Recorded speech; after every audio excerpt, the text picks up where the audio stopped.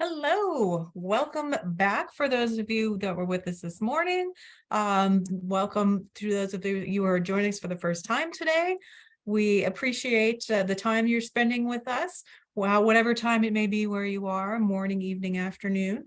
And we set this start time for this segment of the event in the evening, our time, specifically so our friends on the other side of the world could join us. So thank you so much from all the corners of the globe. We will get started now with my slide presentation. Hope you guys enjoyed the jazz trivia. Did anybody get a couple of those right? Okay. Sorry, let's just do this.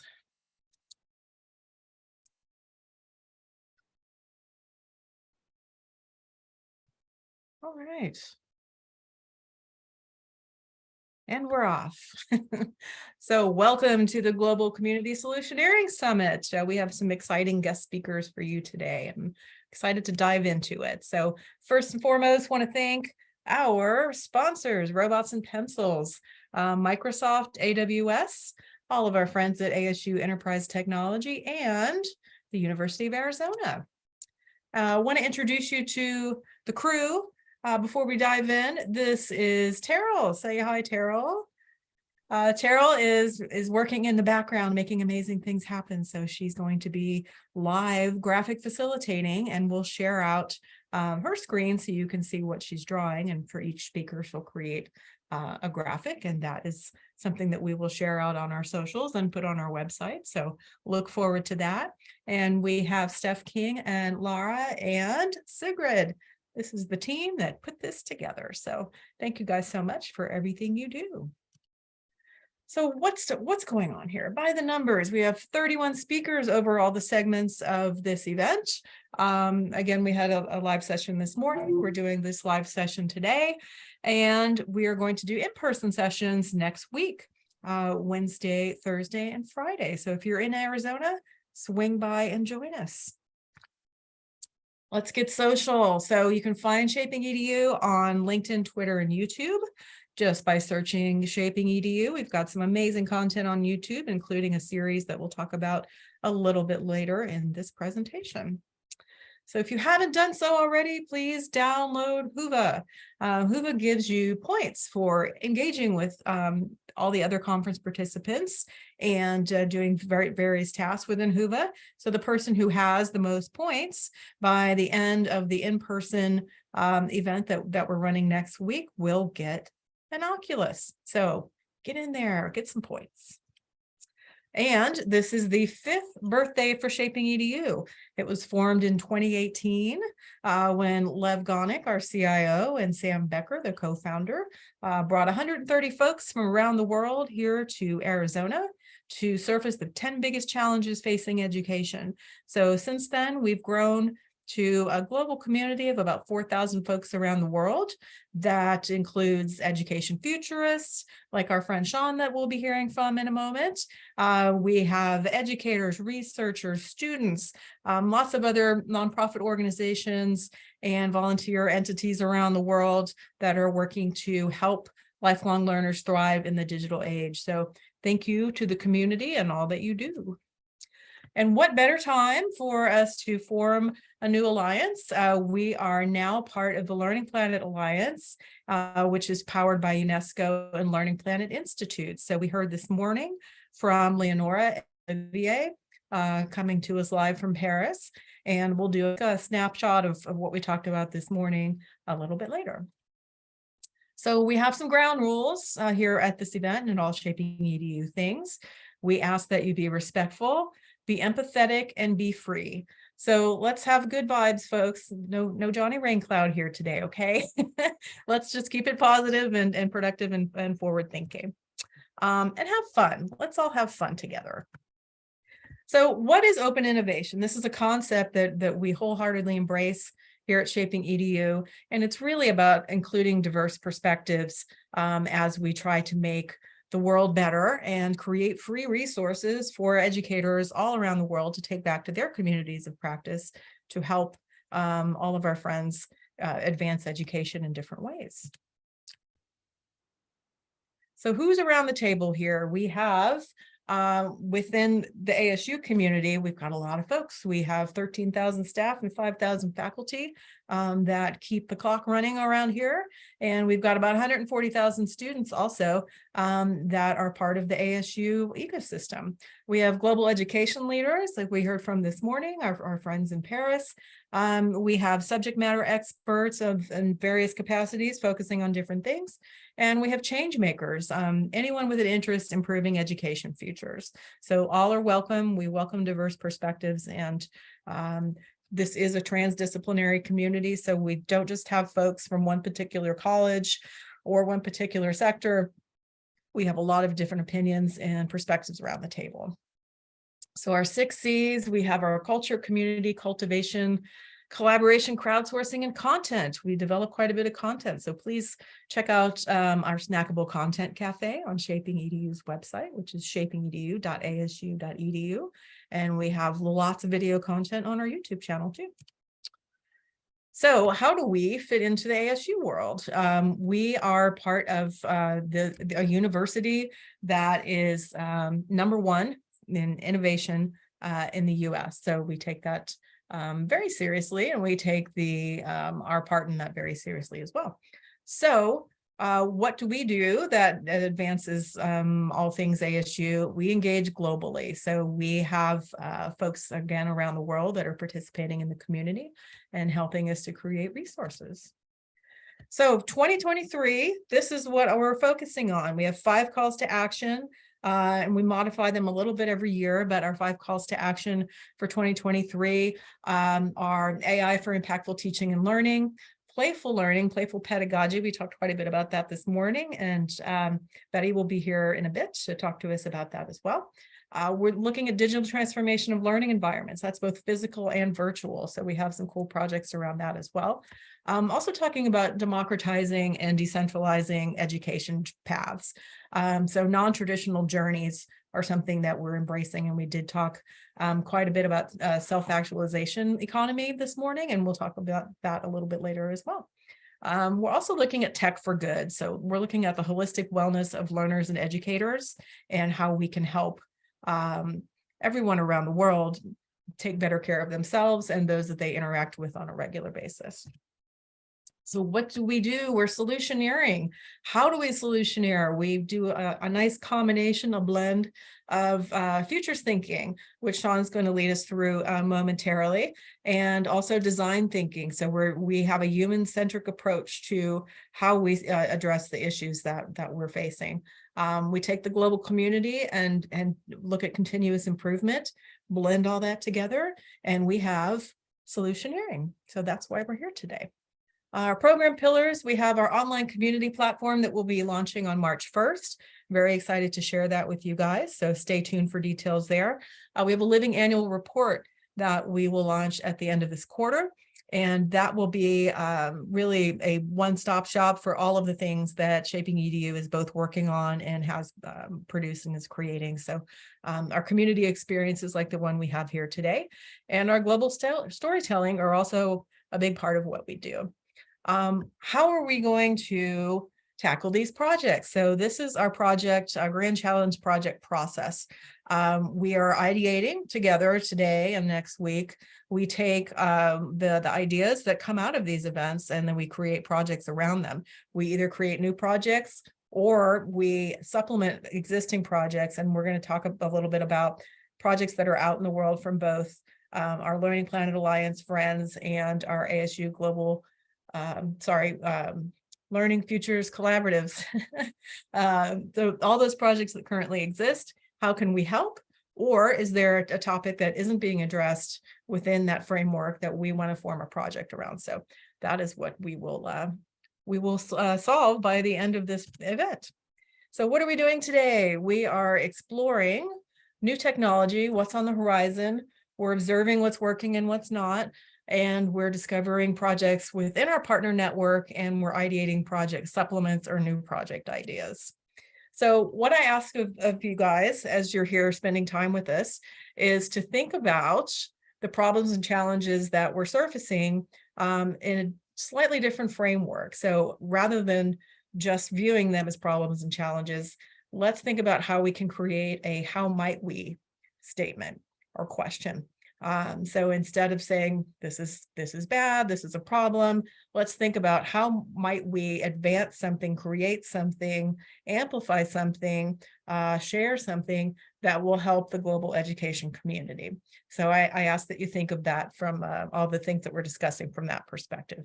And when we do our breakout groups at the end of this session, we will share our how might we questions with each other and figure out where we want to prioritize our time and our energy.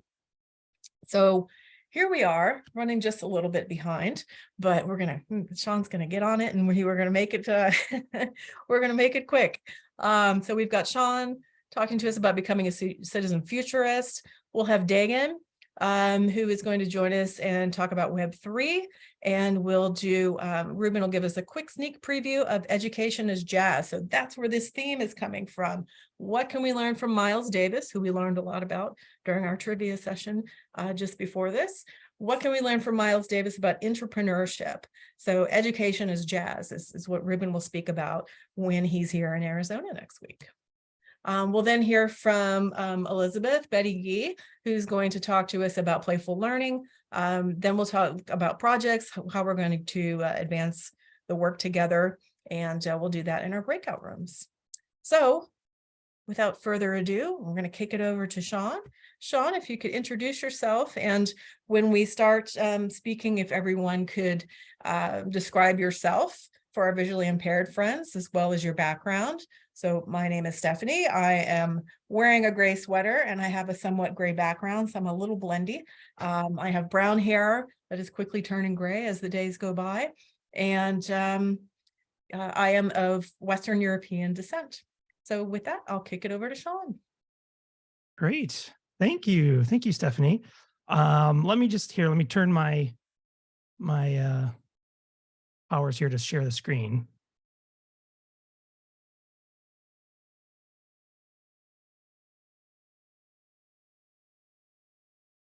All right, so we've already burned up a lot of my time, so I'm going to do my best to go as quickly as we can. But first of all, just thank you so much, Stephanie. I'm so thrilled to join everyone here today. Big thank you to the ShapingEDU community. This is something, as Stephanie mentioned, back when its origins, I've been working with and around this group since the beginning. And it's very near and dear to my heart. So I'm thrilled to be able to join you all here today. Again, my name is Sean Leahy. I have no hair. It all fell out a long time ago. Yeah, as Stephanie mentioned, so I'm the Director of Creative and Emerging Technologies here at Enterprise Technology at ASU. And also, every time I get a chance, I put a shameless plug for this podcast that I am the producer and host of the Learning Futures podcast. So throughout today, too, if you were hearing things and you're like, that sounds interesting, where can we get some more information around that entire sphere of information and things, be sure to check that out. Yeah, it's a growing community. We're growing fast and trying to do what we can. So looking at all the things that you have already learned today, and what'll come after me as well. I think one of the things that I'm trying to squeeze in here. Well, first of all, I love the jazz theme. While it was playing, I was thinking we should put the jazz music to the presentations and then try to do it in combination here. Maybe Ruben's going to do that next week. I don't know. We'll have to see. But essentially, the title of this talk is awesome, right? Becoming a citizen futurist. What on earth does that mean? And in case you found yourself asking, I thought I'd join in, see what this is all about, but I have no idea what a futurist is, let alone what type of work they do. Well, that's why I'm here, to kind of share this and to make it as approachable as possible, because it really is, and that's the key, that's the secret here. And given all the hyperbole and the hype around text-based generative AI stuff, I'd figure I'd rather show you what ChatGPT said just to get it out of the way, because I know everybody else is probably already looking it up or typing it in or asking it a question. This long, grotesque rant here is what ChatGPT says a futurist does: forecasting, identifying values, providing strategic advice, and all this kind of stuff. Let me do a little bit better than that and just simplify it and put it much more simply. As a futurist, we do not predict the future, right? But what we do is prepare for uncertainty and work with organizations and industries in building resilience and working towards this idea of anti-fragility and building sustainable futures. So I'd kind of like to start this presentation off with a call to action right up front. And that is that anyone can start engaging in futures work through futures thinking and strategic foresight, which we'll look at very briefly today to hopefully inspire you, to get you excited. You don't need anybody's permission to start doing and engaging in futures work. You can start today. You could join our workshop next week if you want to get some hands-on experience as well. So again, if you are in the Phoenix area, I would encourage you to come by and join us. But the point here is that everything I'll kind of touch on today or show you, you can start to use in full or in part in any aspects of your lives, personal, professional, whatever the context might be. Futures thinking, for example, can be applied to your own professional context or your organizational context at any scale. And of course, it's going to be easier to start on some smaller things and sort of work your way up to larger or more in-depth projects. But really the call here is that if you retain nothing else from my short talk with you today, let it be this, that you can start using futures thinking and futures methodologies today, or depending on what time it is, go to bed, start tomorrow. But to do so, I want to take a few moments here to anchor us in when we think about the role of thinking about futures in general around this idea of the foundations of futures that is essentially built upon a broader term of future studies. And so while the practice of thinking strategically about the future has been at play at some level or another throughout human history, futures studies has its origins as an academic discipline, goes back to essentially the turn of the 20th century, where it got a lot of support from prominent science fiction authors and public intellectuals such as H.G. Wells, for example. And the field of future studies has been a growing field of academic studies since the 1940s or 50s, depending on who you ask. But all of the sort of historians and scholars tend to agree that by the 1960s, the field had sort of found its footing. And Dr. Wendell Bell is credited with defining the purpose of future studies as an academic discipline. And to this day, it is still considered the core tenet, which simply put, the purpose of future studies is to discover or invent, examine and evaluate and propose possible, probable, and preferable futures. Now, already it's worth backing up here to say you've been listening to me talk for a couple minutes now, and I've been using futures in the plural form. Why do we always do that? Well, essentially, it's a recognition of the fact there are far too many variables and unknowns to ever claim to be able to predict or estimate with precision any one given future. So we always use the plural form of futures. But given these wild, overwhelmingly infinite possibilities of eventual events, we can categorize those into three general types of futures. And within each of those categories, this widening base that sort of represents an increase of uncertainty that comes with it. So we have things like the probable future, outcomes that are closest to us in times and most predictable, plausible, things that are a little further out of reach, things we could see happening if certain events take place. And then, of course, we have the possible. This is the farthest out, in many ways, most fun to deal with, where we can really engage with utopian and dystopian types of futures. And we'll come back to this in a little bit. And so while we cannot predict the future, what we can prepare for is uncertainty. And so I want to talk a little bit about uncertainty, to talk about why it's important to engage in futures. And uncertainty can come from anywhere. And the key here is to understanding that disruptions, whether they be positive or negative, can have direct or indirect impacts on our systems, organizations, and contexts, even if we don't necessarily see that connection right up front. So where does uncertainty come from? You'll hear me kind of talk over and over again here this afternoon about this idea that innovations and disruptions do not happen in isolation. Here's just some examples. Technology innovations, right? These are value-laden and reflections of implicit societal values and biases that are baked into them. We have things at global scales, innovations and disruptions that can happen around the globe, have impact ripples that travel across the globe, whether they be on your continent or another. And of course, we have black swan events as well. I think I saw Ruben join us. Not really a swan, that's a goose that's on there, but don't tell him. But we have black swan events as well. These unanticipated events that have major impact and have major ripples throughout there. And to sort of illustrate sort of the complexities and why these uncertainties are so important to pay attention to is I want to share this graphic. I like using this one. It's from our friends at the Copenhagen Institute for Future Studies.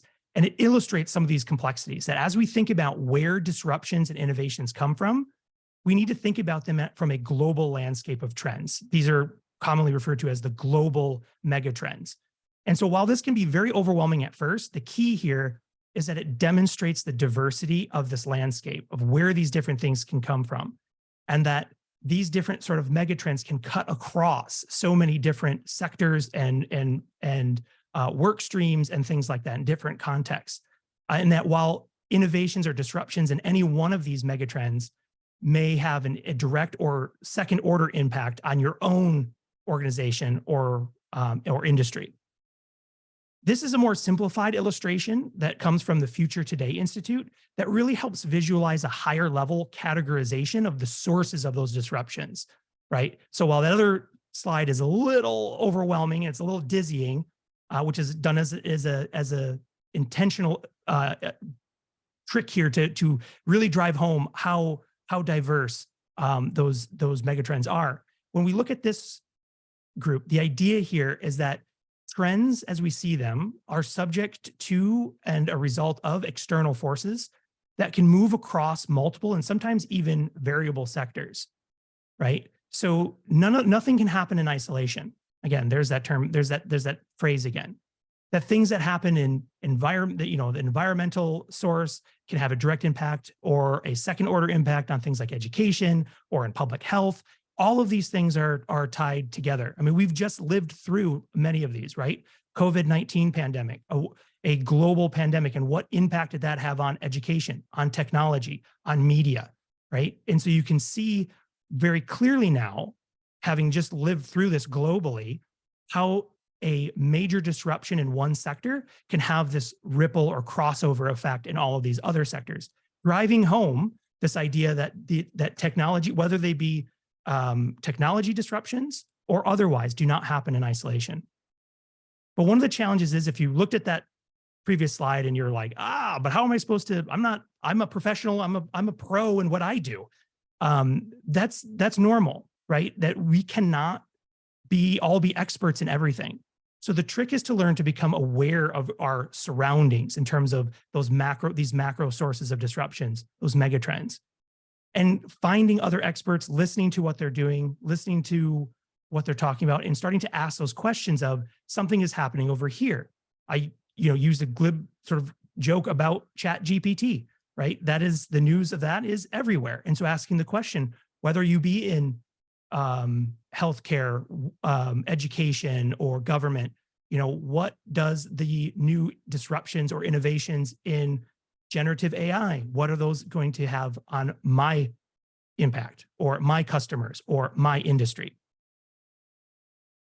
And as we think about that, one of the things I want to highlight here is this area of this sort of epoch that we're currently entering called the Fourth Industrial Revolution.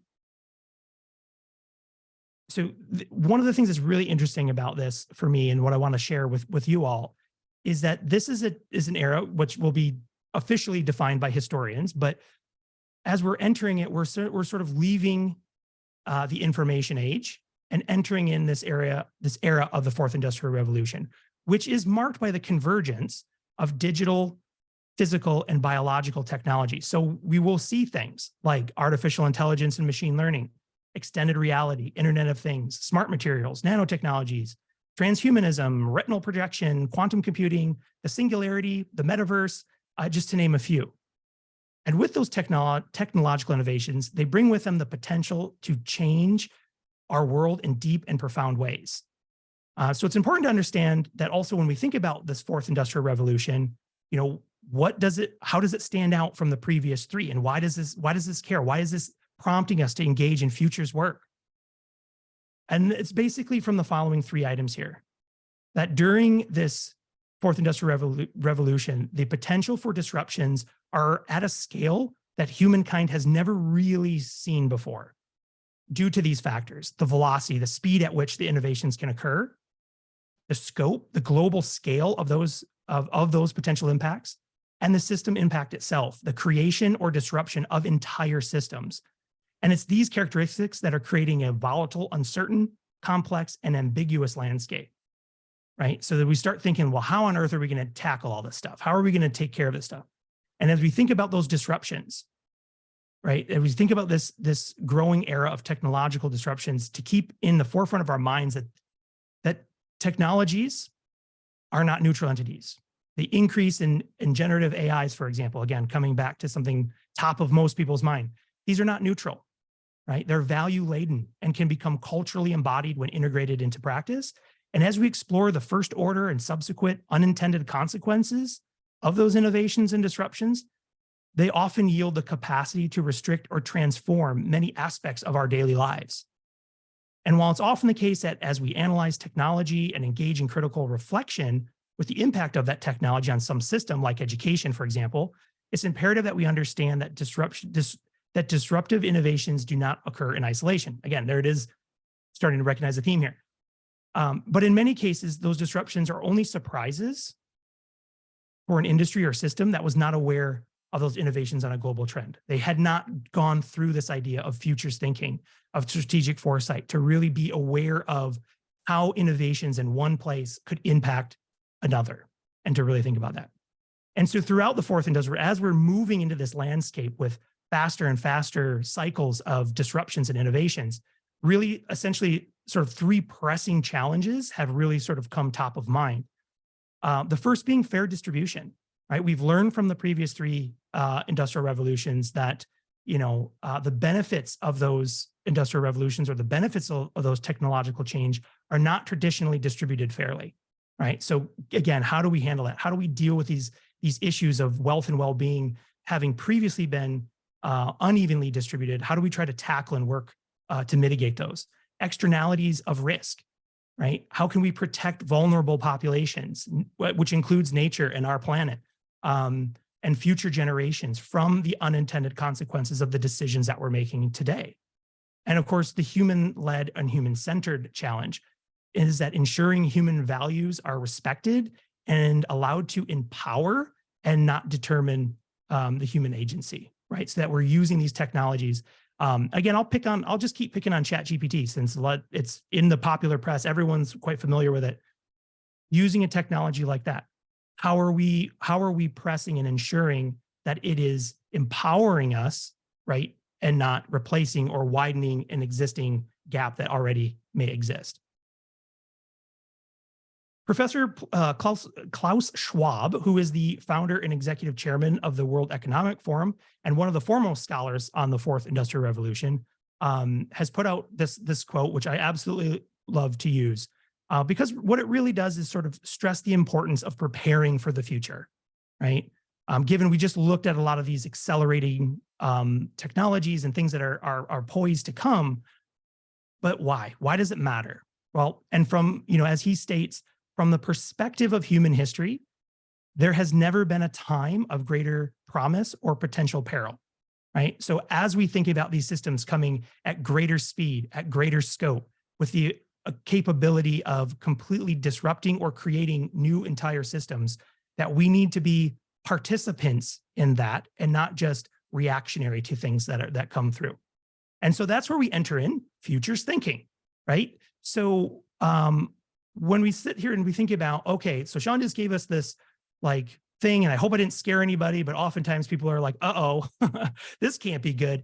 But this is a wonderful opportunity. And this is one of the things that throughout a lot of the work that I am doing, our colleagues are doing, our colleagues in ShapingEDU are doing, in tackling some of these big questions, these big issues, is using things like futures thinking, because they allow us to prepare for that increased uncertainty that is coming. So when we think about what futures thinking is, it's very helpful to ensure what it is not, right? So again, futures thinking is not predicting the future. If I was able to predict the future, I would be giving this talk from a yacht in the middle of the Mediterranean Sea, sitting enjoying my millions and millions of dollars. But it's not about that. What it is, so futures thinking, how do I engage in? I told you at the very beginning, anyone can do this, right? And this is why, because futures thinking is a mindset and a philosophy, right? It's based on that broader academic discipline out of futures studies, where we get those 3 possible futures. But really at its core, what it is the act of evaluating emerging global trends and informing strategic plans to handle the uncertainty that the future will bring, right? In any system, whether it be education, finance, your own personal life. These tools are all applicable. So another way I want to call back, since we talked about, I just mentioned futures studies again, I'll call back to Wendell Bell and that official purpose of future studies, right? Discovering and inventing those 3 possible futures, the probable, plausible, and possible. I really like using this image here that expands upon that to explore in a visual way to see other types of futures, right? So while future studies is an academic discipline, that's fine, has those 3 core tenets that go back 50 years, but really we can expand that idea and those thoughts about those different types of futures in many different ways, right? All the way from my favorite, the preposterous, those are really fun to play with, all the way down to the projected or that probable future, the things that we are quite certain will come true based on the uncertainty and the length of time even. And then thinking about that, how do we get ourselves into a place where we can reach those futures that we want to be in? And perhaps even just as important, how do we stay away from the ones we do want to stay away from? So when we think about futures thinking in practice, again, how do we get to or stay away from certain futures? And this is where we can really start to engage with futures thinking in our daily work, and thinking about using this framework to give us opportunities to operationalize futures works in terms of actionable or strategic plans. Again, futures thinking, it's the intentional or purposeful act of thinking about those possible futures, envisioning multiple futures, making connections from our own past and asking the question, how did we get here, right? We're all sitting here today connecting at a conference environment through Zoom. How did we get here? What things had to happen for us to be able to make it here? I mean, one question would be, without the global pandemic taking place, would something like this, would we have even thought to hold a conference or a session or something like this purely in a virtual environment, right? Maybe, but also maybe not. One of the things, extrapolating imagined future states from today in a process called backcasting, like how would we get there, right? Everyone loves to think about the common one, self-driving cars, flying cars, if you will, right? Well, how do we get there? What are the things that need to take place? So again, why would we engage in futures thinking, especially from an educational context, right? Well, it allows us to do these things that are on the slide here, right? It allows us to evaluating emerging global trends and informing those strategic plans for uncertainty. It can strengthen creative problem solving, right? It provides opportunities to explore ill-defined problems. We can surface new things. One of the biggest reasons I like to use futures thinkings, for example, in the courses and things that I teach, it can reduce this idea of future shock, right? And promotes a hope rather than fear of the future by including and trying to get people to be active participants in thinking about it, right? Uncertainty is something none of us like. It gives us stomach aches and things like that in the morning. But being able to engage in it to promote, again, that idea of hope rather than fear. And it can contribute to strategic development and planning, right? But also another thing it can do is create a very safe space to tackle difficult questions or ideas. Again, if we think about this idea of thinking about and proposing a possible future state, right? You can take a difficult question that would be hard to tackle today and really put it out there as, let's build a new colony of civilization on Moon, Mars, whatever. You can free yourself from all of the baggage, the historical baggage that has come with us so far. And it allows you to have these new conversations about how would we do things if we could start over without having to address all of the human social debt we've incurred. So you can have a safe space for people to share ideas and talk about things that they otherwise might not feel they have permission to do for a variety of different reasons. And so as we think about, again, this idea of futures thinking, one of the big challenges we do have, right, is as humans, we tend to underpredict or overpredict change. And often we overestimate our own ability to adapt to that said change. And so again, it's not about predicting the future, but about preparing for it. And that's where we can enter in the last piece here I want to talk about, is this idea of then what is this whole thing called strategic foresight, right? And how do those things work together, futures thinking and strategic foresight?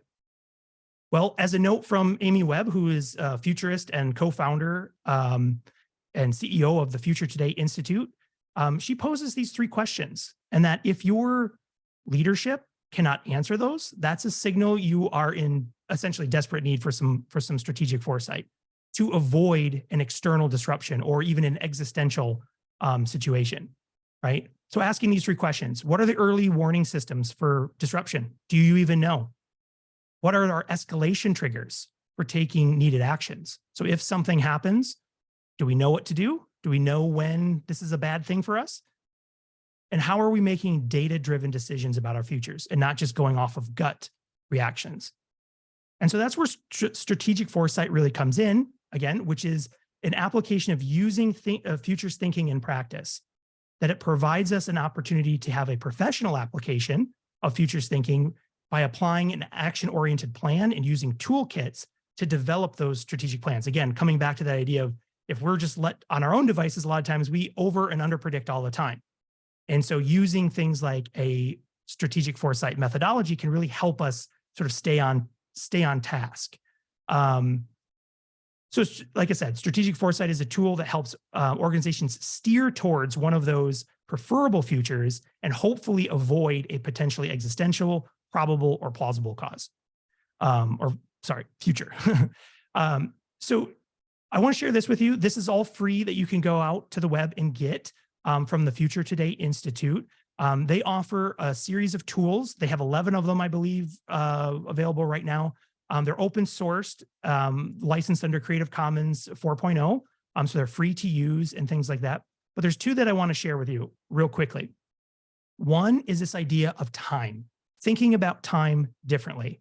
Many times organizations tend to get stuck in what we call like the time trap, thinking about that tactical time only, that short-term, 1 year, 2 year, maybe it's even quarterly, and not paying a lot of attention to the longer time strategic planning and the vision and systems level.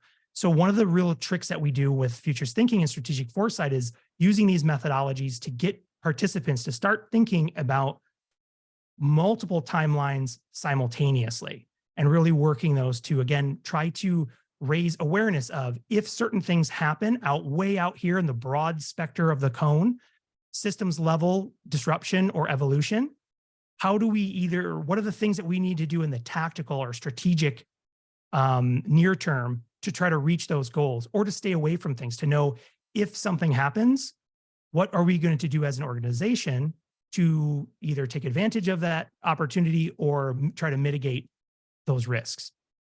And the last tool I want to share with you briefly here is this other one.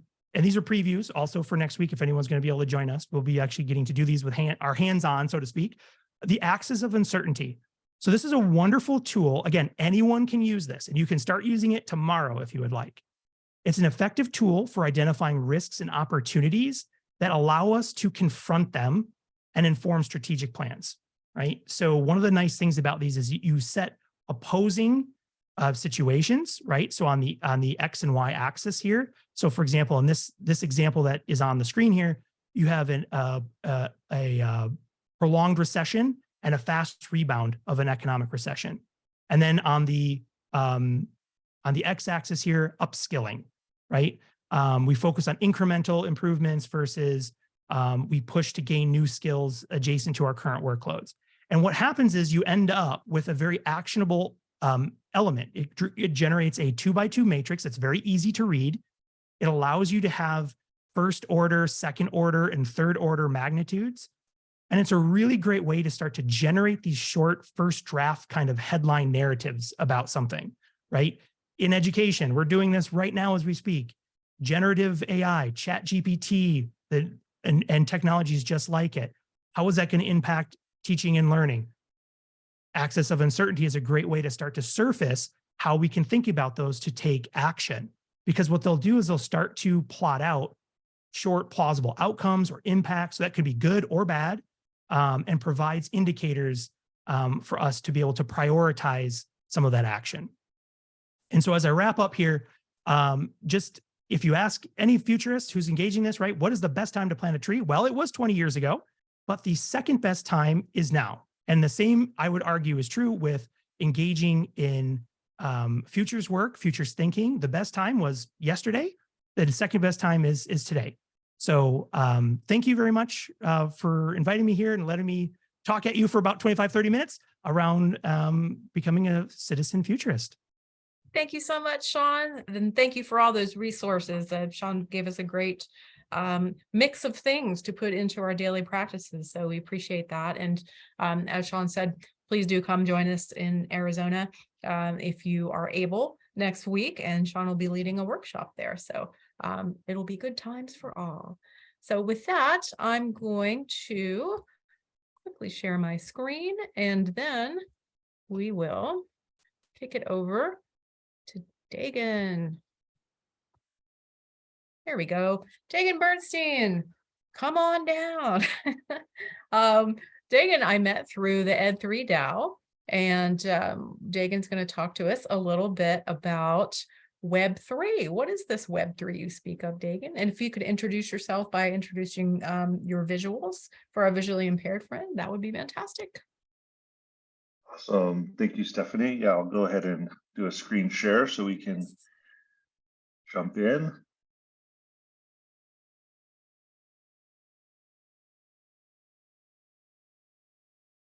How's that? Are we all good? Great. Aloha mai kako, everyone. My name is Dagan Bernstein, and this is the Asking for a Friend. Have you heard of Web3? And just want to extend a big mahalo to Stephanie and the team over at ASU. I'm new to this community, and I've really enjoyed engaging throughout the day today. And I know you're probably jealous of me living in beautiful Hawaii, but I'm jealous of all of you that I can't join you all in person. So maybe down the line, I'll be able to do that. And mahalo, Sean, for your awesome presentation. You got my mental fluids flowing. So look forward to sharing with all of you a little bit about Web3. As Stephanie mentioned, I do wear two hats. I'm currently the K-8 Capstone Program Director at this wonderful school in a little town called Waimea, Hawaii Preparatory Academy. And we have every student at our school in grades 5, 8, and 12. Almost 200 students total in those three grades complete a year-long independent project. So I'm the director of that. And I also do work at the Ed3 DAO. I'm the community growth lead in our Discord, helping to foster community and make connections there. So if you're interested in joining the Ed3 DAO, go check us out on Twitter or online at ed3dao.com. But as an educator, I wear more than just those hats. Really, I consider myself a number of things. So a little bit about me and my picture that didn't show up in this slide on the side there is I'm an artist, I'm a teacher, and also a budding futurist. I'm also a songwriter, musician as well, and a writer too. And as many of you know, involved in the education field, there's many sides to our personalities. And I'm a little sad my Ed3 NFT didn't show up that has a cool little graphic of me holding an ukulele, which is a custom NFT I came across. But oh well, we digress. So this is what I would like to talk with all of you about this afternoon. Let's start off with a little bit of a problem statement around Web3, some observations about what I see are some kind of pain points with this elusive concept. Share a little bit about, you might have heard being red-pilled with Web3, if you've spent any time around Web3 Twitter. And then really what I'm going to focus on is my last point is building mental models. I'm going to try and use a mental model framework to help you better understand if you're new to Web3 or if you've been around Web3 over the past year and you're still like, I have no idea what any of this stuff is or what it's even for. and I'm questioning what happened to my life in 2022, well, I'm going to try and use some mental models to help maybe ground us in how we can use it as educators and in the emerging future of work. So first, let's explore what I'm kind of proposing as a problem statement right now as we look at Web3. And I'm going to pull up some different headlines that I pulled. These are real actual headlines I've screenshot from different articles I've read. So you might have seen things like the case for the non-fungible classroom, or how Web3 can make education equitable, efficient, and personalized. What are NFTs and what role can they play in K-12? Or NFTs for college athletic departments. I mean, basically NFTs can solve everything, right? Web3 in your coffee, NFTs for your house. It's like gonna solve everything, right? Well, what I'm also noticing as an educator is I'll go through my news feed and I'll see these same headlines. You know, teachers right now rise with a higher rate risk of suicide. There's teacher shortages. We have school shootings and gun violence in our schools, as we've seen around some unfortunate events that have transpired over this week. There's violence, threats, and harassment that's taking tolls on us as teachers. So there's these seemingly two very separate narratives of NFTs trying to save education, yet these very real, difficult challenges that we're facing. And I see a little bit of dissonance between these two narratives. And it's what I've conceptualized as kind of, I'm calling it a Jenga versus Tetris problem. And I just edited my slides while I was listening to Sean because he shared a quote from a futurist. I don't remember the name, and it made me think of how it applies to this Jenga versus Tetris problem, this peril versus promise, right? As we think about the future, it's either, I think of it's either full of peril or full of promise. And the Jenga is kind of the peril, right? We have all these systems in our education that we're building, and we're just going to inject all these complex NFT, blockchain, metaverse stuff, and we're just going to continue adding on to a system that is kind of falling apart at the seams. Or there's kind of the promise, what I call the Tetris solution, where we can actually work together using a futures thinking framework to try and solve problems, reduce inequities, reduce inequalities, increase access in our systems, and actually start to, remove systems that are blocking our education systems from moving forward. So are we existing in a world of Jenga where things are falling over, or Tetris where pieces are coming together? And that's what I would like to do here. My work in Web3 is new. Most people who work in Web3, their work should be new because this is a very new and emergent concept. I'm trying to put pieces together. I'm very much a newbie and amateur at this space. I don't consider myself an expert by any means, but I want to share some things that I'm starting to put together in terms of Web3 and education. Because sometimes I feel like this guy where I'll step away from my computer and I'm still like, I'm not understanding what's going on. Things sometimes remain difficult to put together and they're still not clicking in my head. So hopefully I can help with that today. So I'm going to give just a little bit background here about how I first came into Web3. As I mentioned, I'm very new to this field. If you haven't heard of what being red pilled is, it's kind of this term from the Matrix, and it's kind of about where you see the truth behind what is in front of us. Like there's a whole other reality emerging that like the normal person isn't seeing. And it's a common metaphor that people use in Web3. Also, they call it like going down the Web3 rabbit hole, right? If you've ever spent hours on the internet, look at your clock and it's 2 in the morning and you're on some obscure website reading about blockchain systems in some far off land.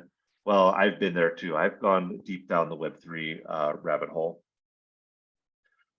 But there's a couple of like transformative documents for me. One was from the American Council on Education. They have a report that's titled the Education Blockchain Initiative, and it's a very thorough report.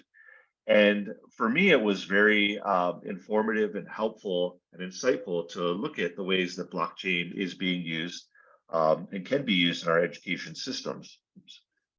Another one was from the Brookings Institute. They had a report around education meets the metaverse.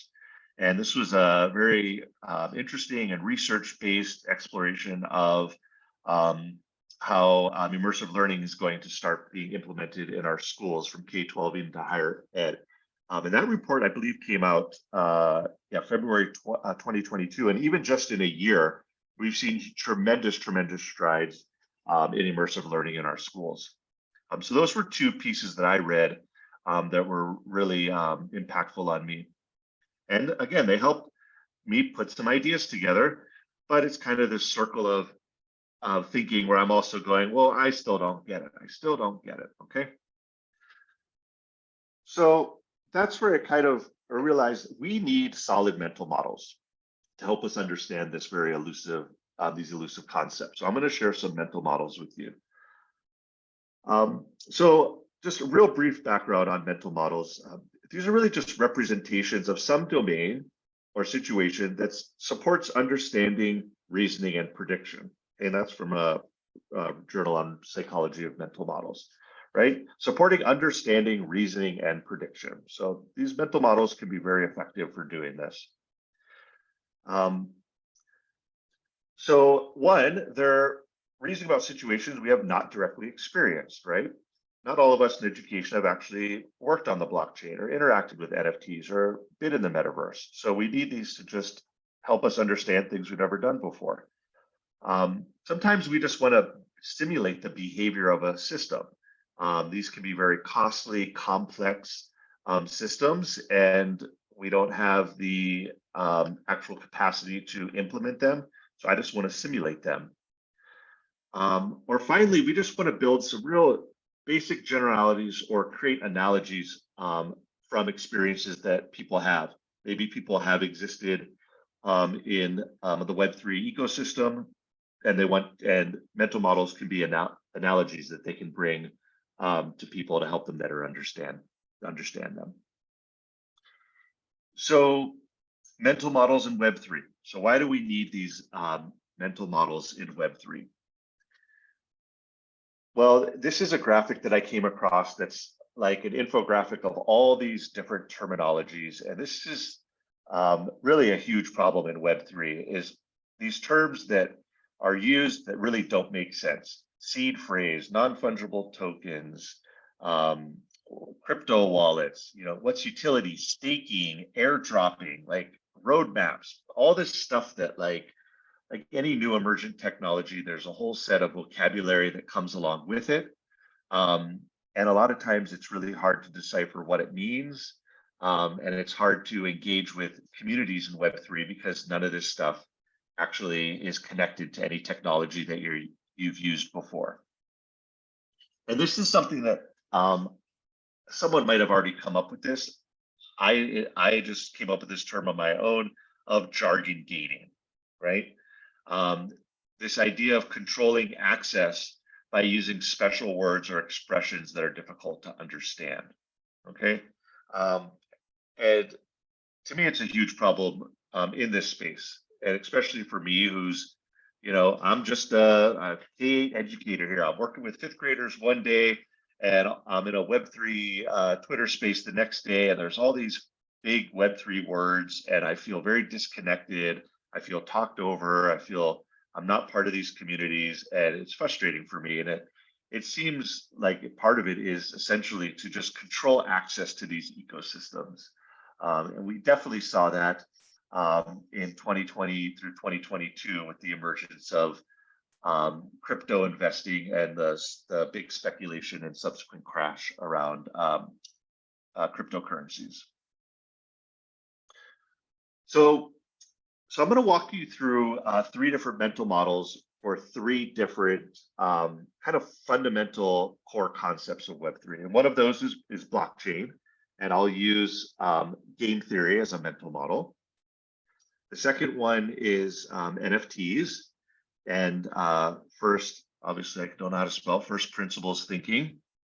And the last one is around cryptocurrency, right? Occam's, oh God, this is terrible. I'm so embarrassed. I apologize. Cryptocurrency, Occam's razor. I'm going to blame Sean. I don't know why, but I'm just going to blame him. He's on my screen. He's an easy target, even though he's hiding behind his avatar. Apologies for the misspellings there. Okay, so let's take a look at blockchain and how that can relate to game theory. And again, I'm not going to dig into definitions of blockchain, defining what blockchain is. There's lots of different resources on the internet for you to maybe explore the definition of what blockchain is. What I want to do is just conceptually try and connect it to some mental models so you can maybe create some analogies in your head about what blockchain is and what it can be used for. So essentially, game theory is around interactive decision making. Okay, so the outcome for each participant or player depends on the actions of everyone. Okay, and through all the techno mumbo jumbo around blockchain, which I am not at all qualified to discuss, for me, when I think about this idea of decision making and each person's outcome depending on everyone's collective actions, that helps me conceptually understand what a blockchain is and what it does.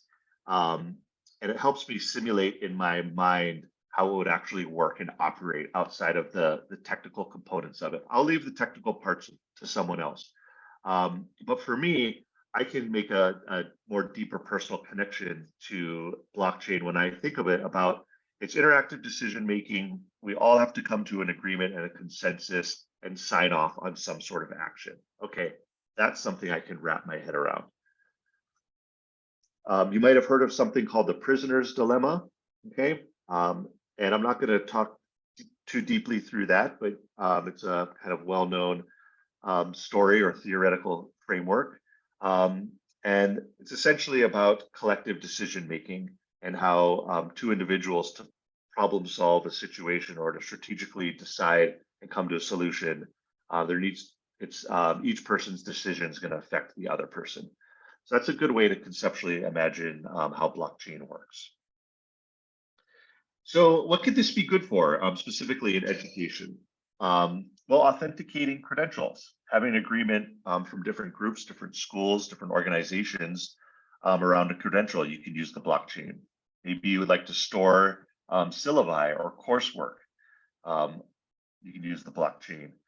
Verifying the completion of different tasks. And this could be done within specific courses and course sequences.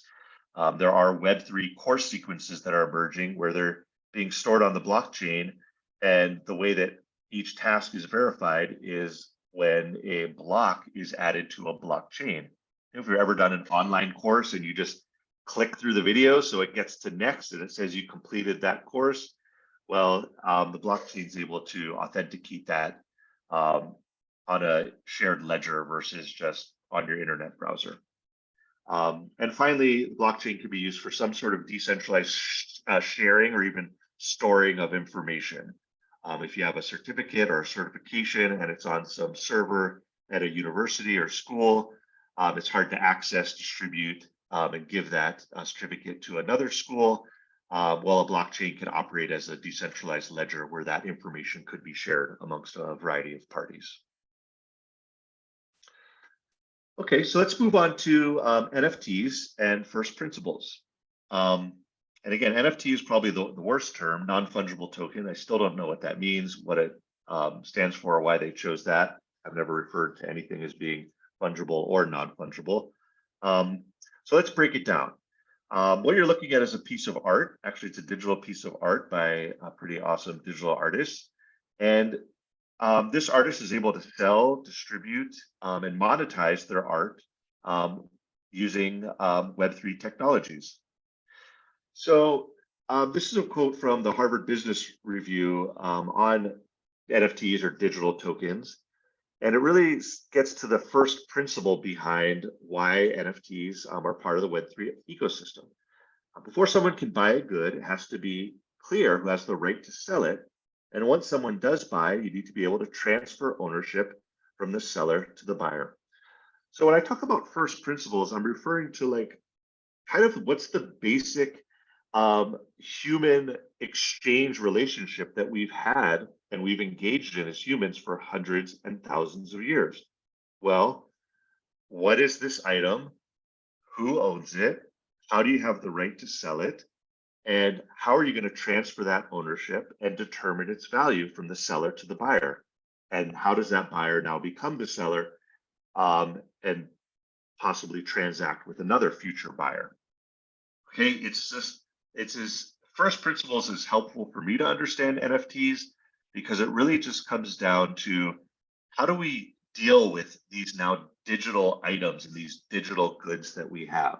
You know, we're obviously starting to exist and transact in a digital world, whether it's with videos or digital documents, photos, digital music, digital gifts, or it could be as any kind of digital property that you might have.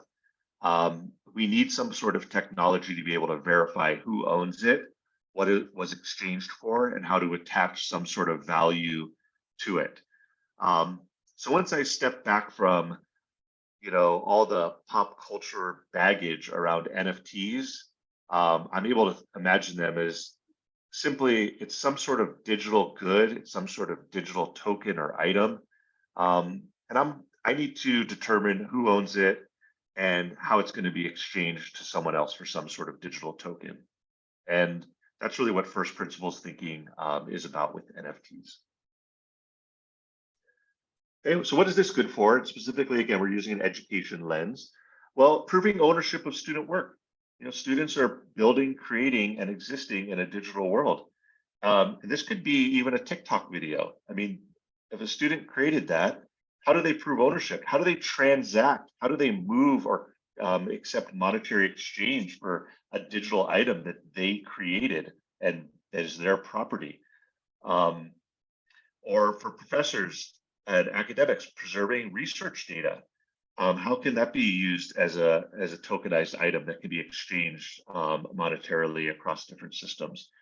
The buying and selling of digital courses, and that could also extend to textbooks, badging, or POAPs, which is some sort of proof of attendance. Those can be used as some sort of digital good that can be exchanged could be exchanged either on the internet or in real life as well. Maybe I could have gotten a proof of attendance to this this conference. I could go to my local coffee shop because they said everyone who attended gets a free cup of coffee. I could show them my digital wallet. They saw I went to Sean's awesome futures thinking session. Here's your oat milk latte, and everyone's happy. So NFTs have a powerful potential to do that as well. Okay, and then finally, I'm going to talk about the elusive cryptocurrency, which I just like to call magic internet money, because it works a lot better in my brain, because I don't know what a cryptocurrency is. I still waiting for someone to hand me a cryptocurrency, but magic internet money, I can understand that. Okay, so Occam's razor. Well, this is a great quote from a writer about Occam's razor, and it says, most people oversimplify Occam's razor to mean the simplest answer is usually correct. But the real meaning is that you shouldn't complicate. You shouldn't stack a theory if a simpler explanation was at the ready.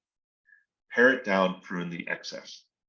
Okay, and this is a really helpful framework for me because, especially when we look at cryptocurrency, I think there's just too much stacking of theories on top of what this is. And you know, although my magic internet money is a little tongue-in-cheek, it's kind of the simplest way to explain what cryptocurrency is. It's some internet money that you can somehow do magic with. You can exchange it and send it to people all over the world, and it appears in their digital wallet. And some people decide it has value, some people decide it has no value. But using this kind of theoretical framework of using the simpler explanation is better than trying to stack more explanations on top of it, really helps me understand what cryptocurrency is all about. And so, I can't remember what this graphic's about. What did I do? Oh, prune the excess. Yes. Okay. So this is a great time to prune the excess. Cryptocurrency right now is in this weird time where everyone's like, oh, that's all a bunch of scam. Let's talk about ChatGPT. That was a very convenient transition away from all the brouhahas around cryptocurrency. And actually, it's helpful to kind of prune away all the excess and help us focus on really what cryptocurrency is, which is some sort of digital money, internet money, either way you want to think about it. So this can be good for, well, payment of those digital assets. I mentioned NFTs. How are you going to pay for these NFTs? Well, you could use some sort of digital currency. Probably you've heard of Ethereum as being one commonly used for NFTs, or Bitcoin as well. They can be used as creator rewards. You can reward creators with some sort of digital currency or digital token. Localized currency for digital co-ops. You probably have heard of a co-op or a cooperative. Sometimes they use very lo-fi things like wooden chips or wooden coins, but you can actually create a digitized version of that as a cryptocurrency. And one that's also really exciting right now is thinking about how we can empower professionals in emerging markets as our global society, especially in the realm of education, is starting to emerge. And you have many underserved societies that don't have access to medium of exchanges that are as stable as the US dollar, for example. Having a shared digital currency that retains value and has value and is not impacted by fluctuations in local currency markets can be a very empowering thing for professionals in those spaces. Okay, so again, the goal here with the mental models is to kind of solve this Jenga versus Tetris thing, and to imagine how we can put pieces together instead of trying to create a tower that's just going to topple over on itself. So just real quick, I'm going to run through this in this last 60 seconds I have, because I have those 60 seconds. It's these future-ready skills. There's a number of future-ready skills that all three of these technologies within the Web3 ecosystem can help foster in students at all grade levels. And for example, if we think about blockchain, it's a way to foster critical thinking, foresight thinking, and digital literacy as well. I've worked with students as young as in 5th grade and have them draw out blockchains on a piece of paper with a pen. And it's really interesting to see how they use critical thinking to imagine a supply chain for a cucumber at a local farmer's market, for example. NFTs, creative expression and storytelling through art, as well as communication.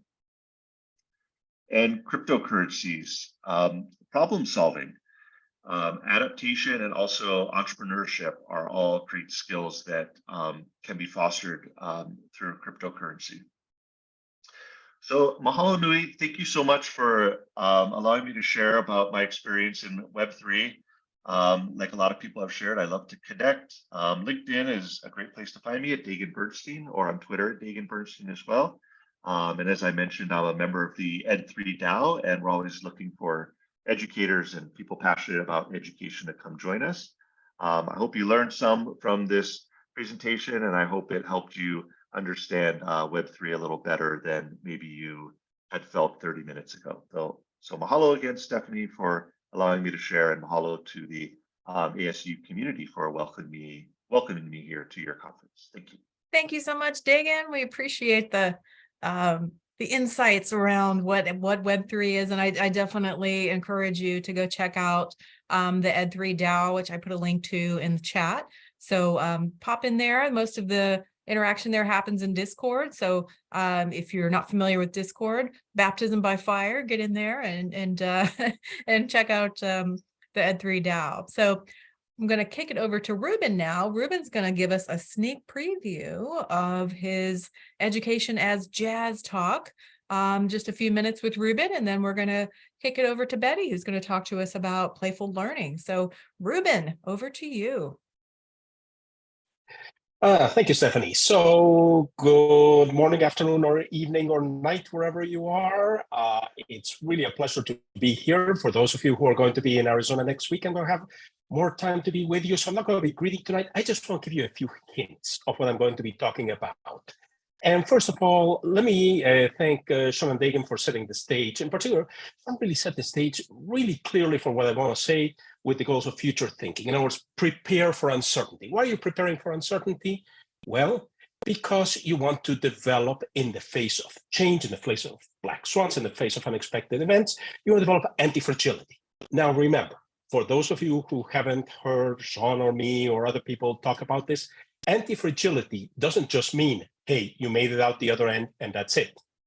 It isn't just, whew, we then collapse. It means you come out stronger from a black swan event. It means you come out with new capabilities. That doesn't mean the event didn't hit you hard. It doesn't mean, some things that were hard or, really tragic or whatever didn't happen as part of that event. I mean, we certainly saw that with the pandemic. But anti-fragility means you come out stronger with new capabilities and new ways of doing things out the other end. So this has been a long-standing topic for me in my work with black swans, in my work with aspects of education. And those of you who know the type of work I've done over the years know I've worked for many, many years on tools to build innovation in education. But here's the thing. Innovation is necessary for anti-fragility. If you don't have innovation, you don't have anti-fragility, period, guaranteed. But the converse isn't true. Having innovation doesn't always guarantee anti-fragility. And that's a real issue because sometimes I'd see a wonderful, innovative, really deep project in education, and then it got hit hard and that's it. It was gone. So the question for me became, okay, so how do we turn to anti-fragility? What is it that's missing? What do we need to add to the mix to get to anti-fragility? And here is where I said, okay, so let's start looking around. Let's start looking for institutions, organizations, entities, things that demonstrate anti-fragility. And guess what?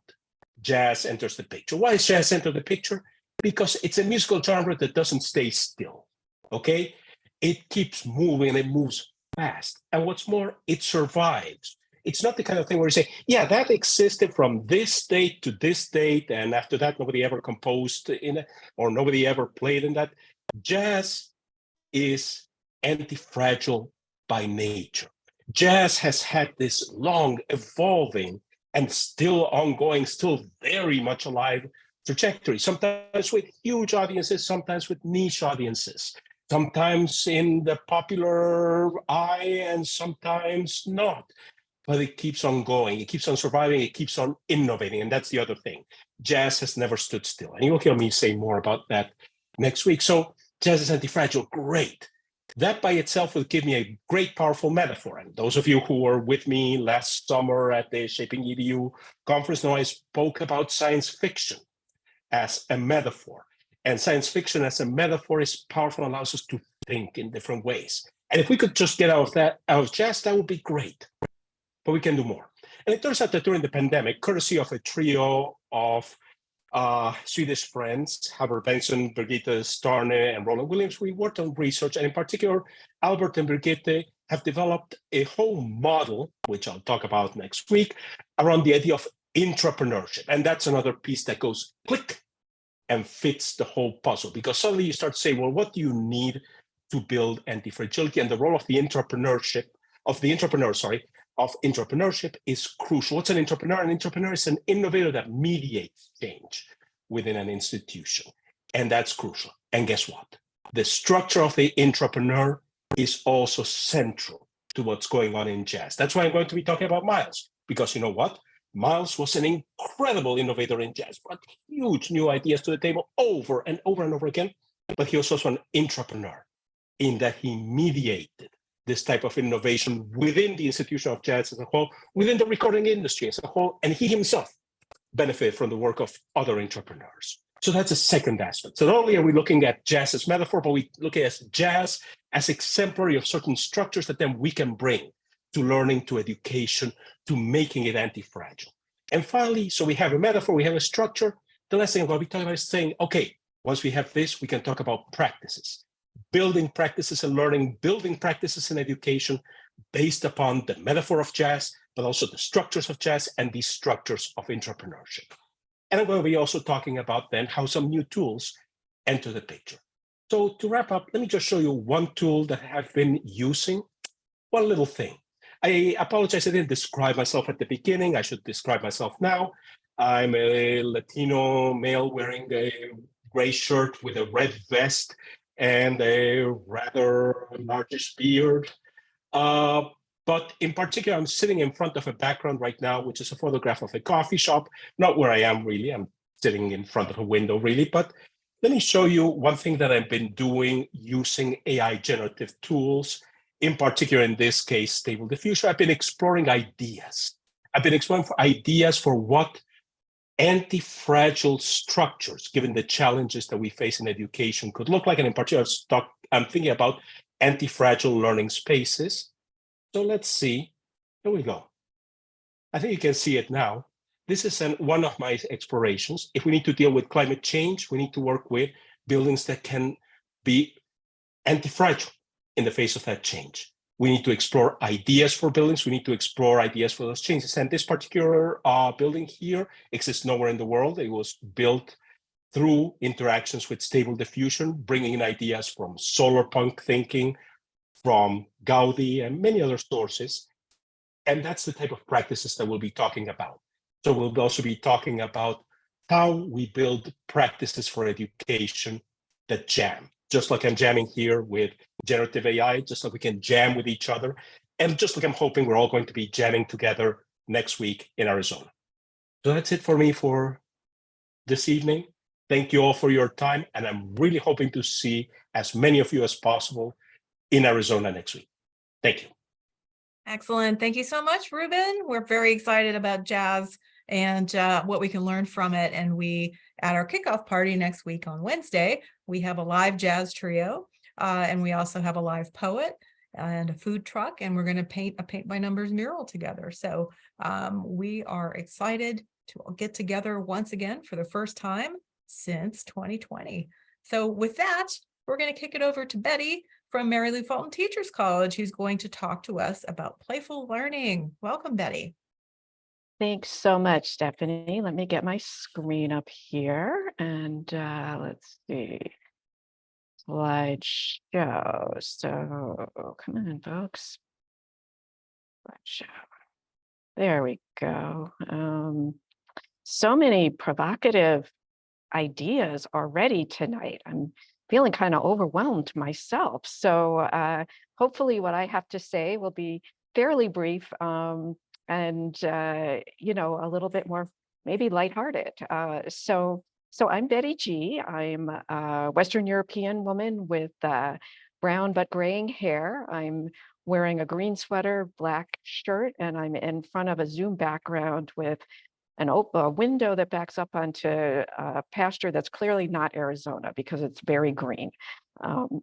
I'm a faculty member at Mary Lou Fulton Teachers College at Arizona State University. And let's see, a little bit about myself, if I can get this thing moving. So, who am I? Sorry about that. There's always one who has trouble with their slides.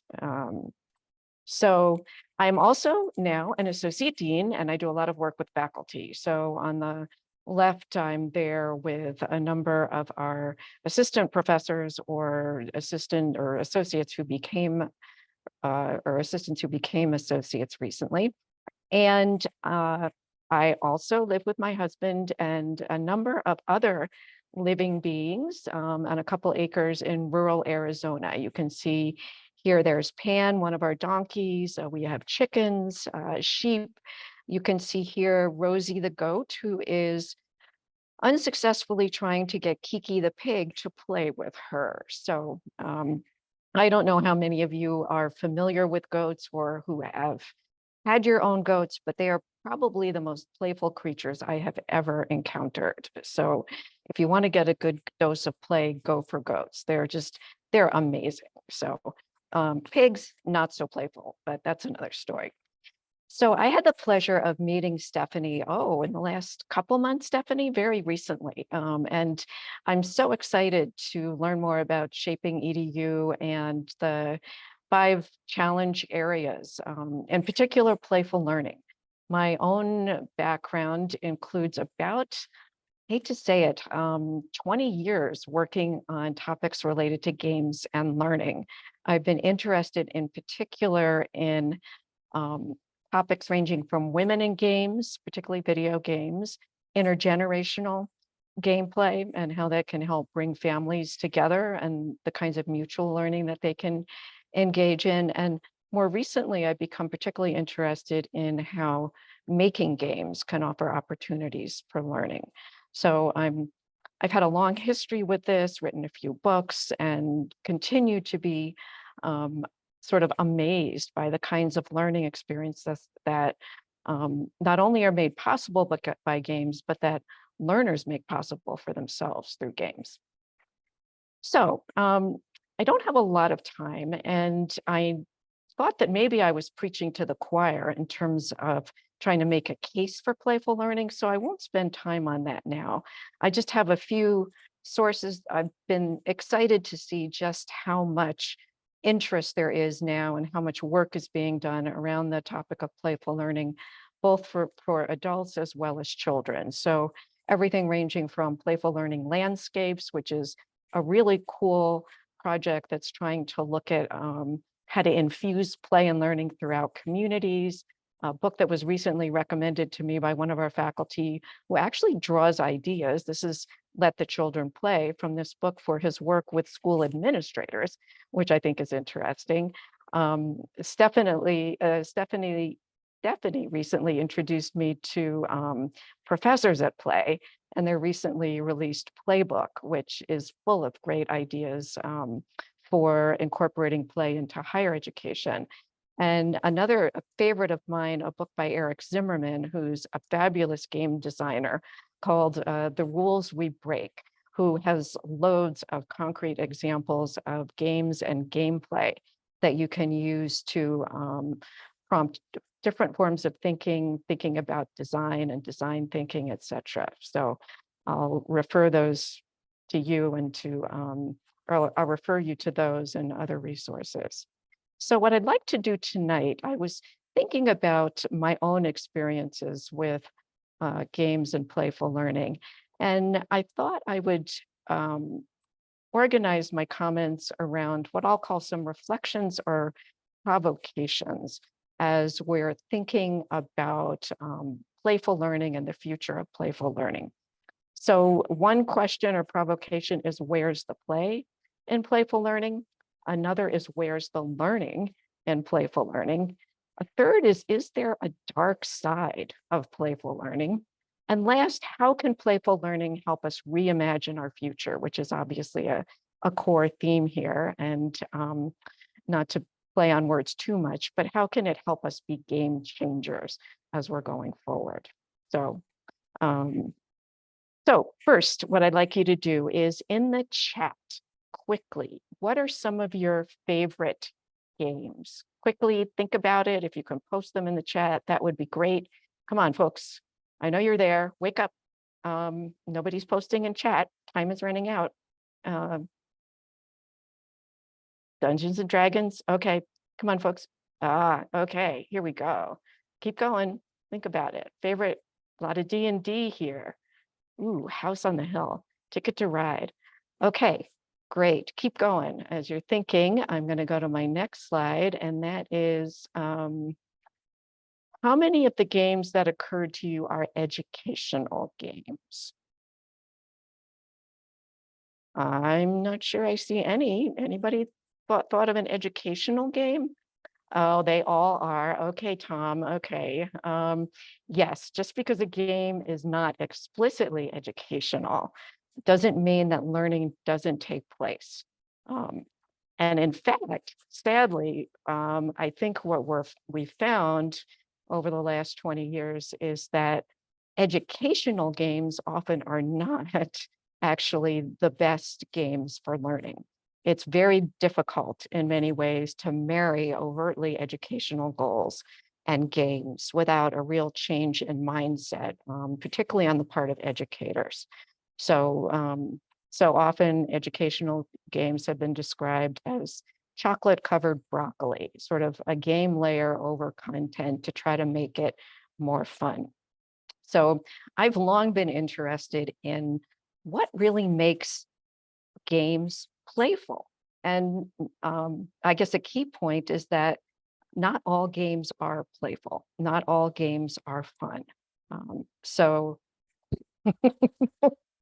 sorry, I shouldn't look at the chat, Fred. You're actually distracting me. So the play is not, games are not always playful. So we have to be really careful, I think, in choosing the games that we want to use to promote learning.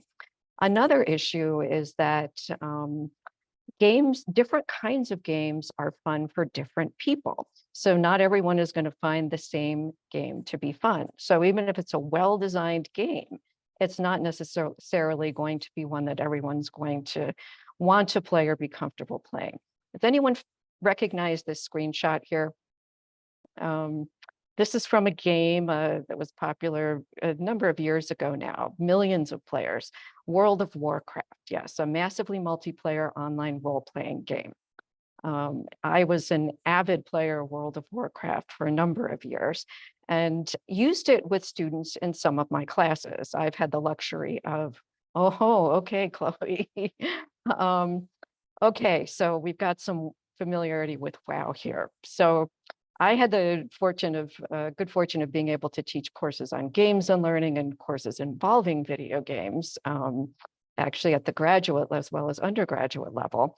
And for one semester, I and one of my doctoral students decided that we would make World of Warcraft a requirement, or playing World of Warcraft, a requirement of our course. We were introducing, it was actually a course that, had a lot to do with current discussions of the metaverse. But we chose World of Warcraft because those of you who are familiar with it, it has a very good way of onboarding you into the game. And it has really incredible opportunities for learning. It's one of those games that's not intentionally educational, but it gives great opportunities for learning. One of those has to do with the necessity of engaging in basically what I'd call cross-functional teamwork. The World of Warcraft has something called dungeons, where groups of people have to go in and collaborate in order to basically get rid of monsters and kill what's called the boss at the end. And that's what this is a screenshot of. So, so we introduced students to this. We thought things were going along well. I happened to participate in one of the class gameplay sessions at night. I joined a group of students and they were waiting around the entrance of a dungeon for a while. I wasn't quite sure what they were waiting for. Dungeons are leveled, so you play dungeons at certain levels depending on your skill ability. So the group was around level 10. So we're waiting there, and then all of a sudden, out of the blue, comes a player who must be level 40, I think, around that. He runs in ahead of the group and starts killing all the monsters. So he's clearing the way, basically, for the rest of the group to come in and pick up all the loot. And I'm sitting there thinking, wait, I thought they were going to learn about cross-functional teamwork. And instead, what they're doing is they're just picking up loot. And to me, the learning experience was lost. Well, what happened was that level 30 was a teenage son of one of the middle-aged women in the class, and she'd called on him because they'd had so much difficulty beating the bosses in the dungeon, that their strategy was to recruit someone with more skills so they didn't have to continue to waste time from their perspective and do this and keep playing. So my point is, for some, playing the game that we create is not actually play.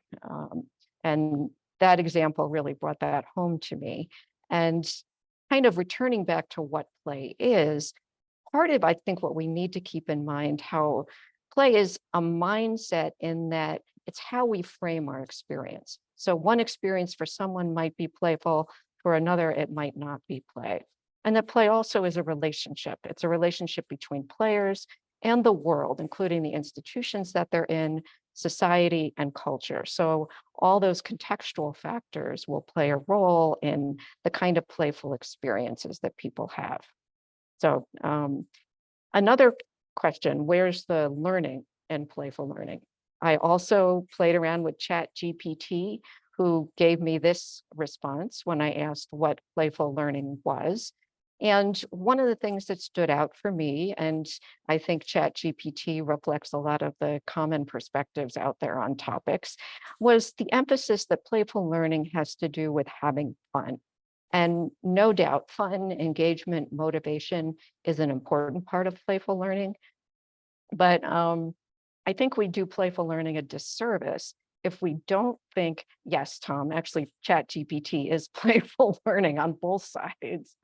But I think we do playful learning a disservice if we don't think of the multidimensional aspects of learning that playful learning can help us cultivate.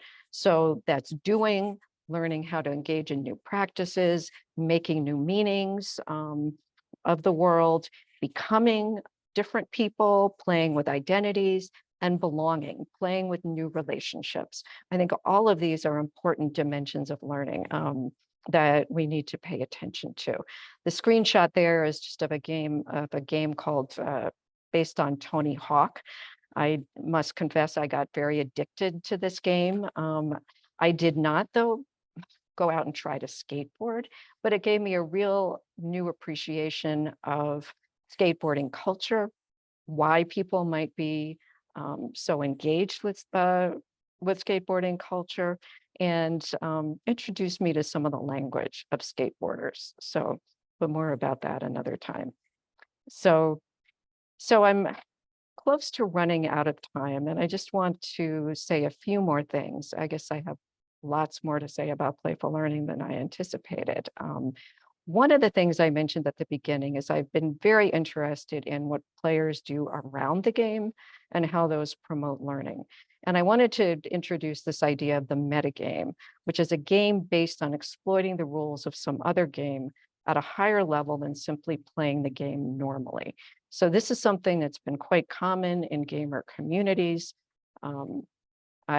One example of this is something called the nickel and dime challenge that is still popular and among players who play The Sims, in which they simulate being a single mother with limited income, very much along the lines of what Nickel and Dimed is about. Great book still, if you've not read it, in which the author actually goes out into the world and takes low-level jobs and experiences what it's like to live on very little income. So I recommend that. But part of what was significant in the learning here is the rules that they created to simulate this actual experience. And you can see they're dealing with very real issues. They tell stories about their gameplay, sharing them with others, and discuss how close or not close they are to the real world. So I'll skip over the dark side of playful learning. Again, that can be another topic for another time. But I wanted to close with the importance of thinking about how playful learning can help us reimagine possible futures. And for this, I think we really need to keep in mind the value of having learners make their own games and use their own imaginations to think about possible worlds, possible scenarios. Something that I and my doc students have been working on recently is the concept of what we call designerly play. So it's playing with designs, in this case, game design, with the goal of fostering a designer mindset that students, learners can apply to thinking about the future of society, their own futures, the futures of the world. So sorry to run long, but I appreciate your attention and hope to have more conversations like this in the future. So thank you so much, Betty. We appreciate you being here and love hearing about games and game-based learning. And I think we need to set up a play date with your goat and my French bulldog because that would be entertaining. Very much so. Yes, thanks. Excellent. Well, I'm going to go back to sharing my screen and we're going to walk through next steps. So, boom, there we go. Okay, so what are we going to do in 2023? We have been taking a look at what exists in the world and getting different insights throughout the day today. We heard from Learning Planet Alliance this morning. Leonora and Olivier joined us from Paris and talked about the Learning Planet Alliance circles. So just to quickly recap what they're working on, and there are some more in the works, but these are the 5 public ones at this point. There's a youth empowerment circle, a Teachers for a Planet circle, and an Ubuntu circle, and a transitions and higher education circle, which is run by our friends over at UDI, the University Design Institute, and the friends over at Darrington Trust as well. So to learn more about the Learning Planet Alliance circles, you can just scan that QR code and it'll take you right to the page that all the circles are listed on. And the other set of existing projects we want to learn about and take into consideration when we're figuring out where we want to spend our time this year are our friends over at Learning Futures Collaboratives. So Mary Lou Fulton Teachers College, of which Betty is a part, it has a Learning Futures Collaborative, 5 projects that they're working on right now. So there's a future of AI in education and diversity, equity, and inclusion, which Sean is a part of. And we have the education, sustainability, and global futures work. That is a lot of supporting what UNESCO is working on and the SDGs. We also have Learn, which is learning and educating across our refugee and immigrant networks, the imagination and futures thinking for K through 12, and then designing the new American high school. So those are all projects that already exist over at the Learning Futures Collaboratives. So we have our 5 calls to action as well. So these are all things to take into consideration as we're going into our breakout sessions. So we're going to play in the virtual sandbox together. We're going to break into groups and have these discussions. So let's think of our projects. And thank you, Ruben, for this analogy as an education jazz fest, if you will. So we're going to take the how might we questions that we've been thinking of as we've been going through the presentations throughout the day. And then we're going to think about who should jam together. So if we're going to create products, which would be jam sessions, we want to think about the existing projects, our 5 calls to action, all of the topics that were brought up by today's speakers, which align with our calls to action, and then your expertise.